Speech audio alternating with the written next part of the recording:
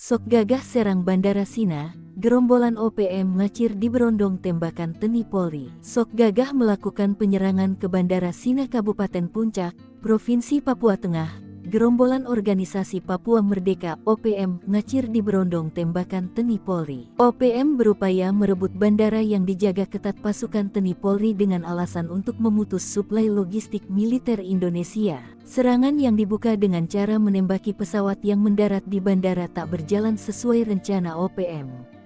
OPM malah kalang kabut diserang balik pasukan TNI Polri. Dilansir Kompas.com, Kepala Satgas Humas Operasi Damai Cartens 2024, Komisaris Besar Bayu Suseno, membenarkan adanya penembakan terhadap pesawat Smart Air PKSNH yang membawa 5 penumpang di Bandara Sina. Bayu mengungkapkan penembakan terjadi saat pesawat hendak mendarat di bandara sekitar pukul 11.40 waktu Indonesia Timur. Tembakan mengenai bilah baling-baling pesawat, namun beruntung tidak ada korban jiwa dalam peristiwa ini.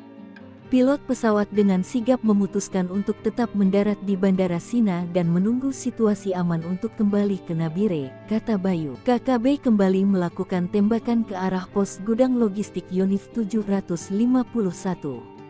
Namun serangan ini dibalas oleh anggota sehingga terjadi kontak tembak. Usai melakukan penembakan, aparat gabungan langsung merespon dengan melakukan pengejaran terhadap gerombolan OPM yang ngacir ke hutan.